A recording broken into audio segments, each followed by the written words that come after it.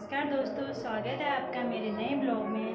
तो दोस्तों, मैं ब्लॉगिंग की शुरुआत करने जा रही हूँ और दोपहर के 3 बजे हैं और मैं भी जा रही हूँ मंदिर।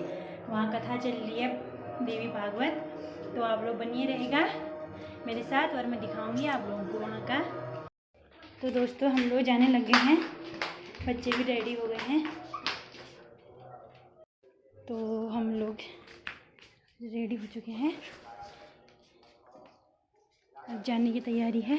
मम्मी तो पहले चले गए हैं, अभी ऊपर से आ रहे हैं, मेरी फ्रेंड आ रही है, तो फिर जाते हैं हम लोग।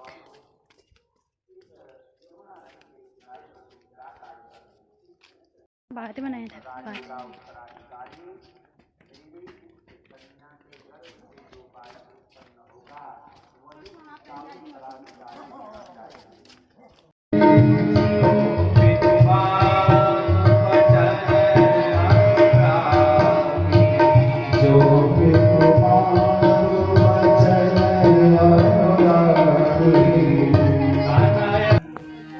शंतनु महाराज के पास में जाकर के देवव्रत वह गांगेय नामक पुत्र शंतनु महाराज का उनके चरणों में सेवा करता है, हाथ पैर दबाता है, पंखे से हवा करता है। अनेक लाख कोशिश करने पर भी जब पिता शंतनु ने उसे अपना दुख का कारण नहीं बताया, तो देवव्रत ने मन में विचार किया कि हो सकता है वह बात यह भी हो सकती है कि एक पिता के लिए पुत्र के समक्ष कहने योग्य वह बात न हो। इसलिए देवव्रत ने मन में विचार किया, गांगेय ने मन में विचार किया और मनोदशा को जानने के पश्चात जब यह बात पुत्र देवव्रत को मालूम पड़ी कि जिस दिन से मेरे पिताश्री निषादराज के घर पर गए और उस सुंदर सुगंध वाली कन्या को देख करके वे अत्यंत मोहित हो चुके हैं, उसे अपने पत्नी बनाना चाहते हैं, और तब से वे और भी अत्यधिक विचलित हो गए हैं। यह समाचार जब देवव्रत को मालूम पड़ा तो उसने कहा, अच्छा इतनी सी बात। तो देवव्रत ने तुरंत अपने मंत्रीगणों को साथ में लिया, विचार विमर्श किया और मंत्रीगणों के सहित रथ पर आरूढ़ होकर के निषादराज के घर पर पहुंचे। वहां पहुंच करके निषादराज से देवव्रत कहने लगे कि हे निषादराज, मैं अपने पिता के निमित्त आपके पास में आया हुआ हूं और जैसा कि आपको मालूम ही है, मेरे पिता इससे पूर्व मुझसे पहले भी आपके पास में आ चुके हैं। आपकी जो कन्या है सत्यवती,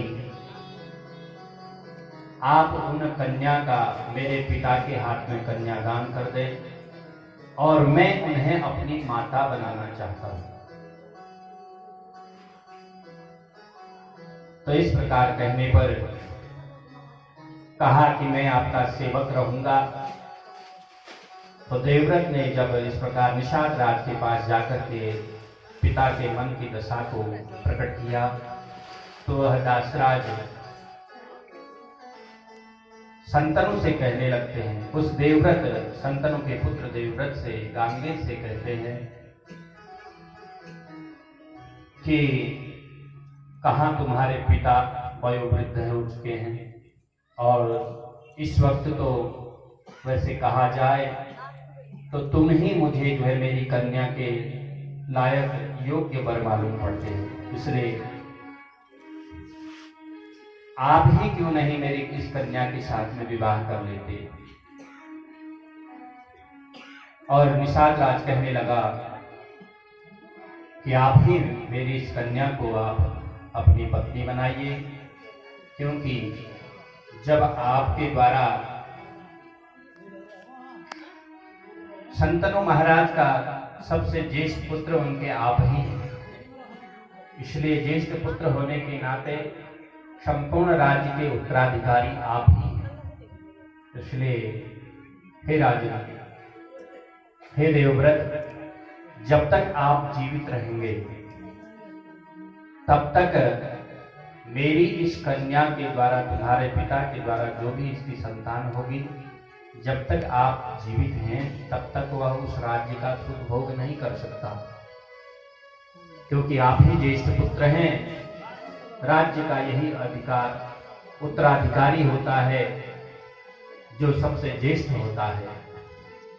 इसलिए जब आप जीवित रहेंगे तब तक मेरे इस कन्या का वह पुत्र महाराज शंतनु के उस राज्य का सुख कदापि नहीं भोग सकता, उसे वह राज्य कदापि प्राप्त हो ही नहीं सकता। इसलिए हे राजन, हे देवव्रत, आप ही मेरी इस कन्या के साथ में विवाह कर लीजिए, और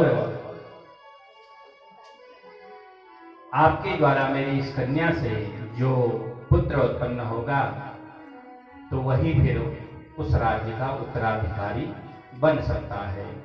ऐसा मुझे ठीक मालूम पड़ता है, ऐसा निषादराज कहता है। तो देवव्रत के मन में विचार आता है कि निषाद का कहना भी ठीक है कि मैं ज्येष्ठ पुत्र हूं, तो मुझे ही राज्य का भार सौंपा जाएगा।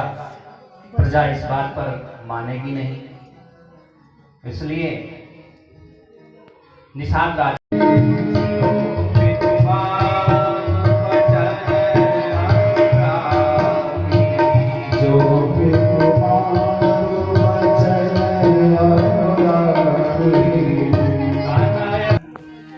शंतनु महाराज के पास में जाकर के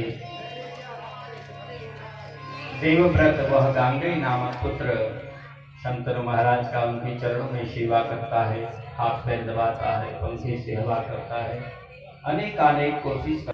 अनेक लाख कोशिश करने पर भी जब पिता शंतनु ने उसे अपना दुख का कारण नहीं बताया,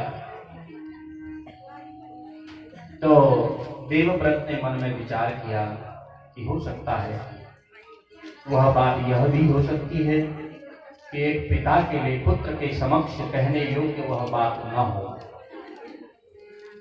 इसलिए देवव्रत ने मन में विचार किया, गांगेय ने मन में विचार किया।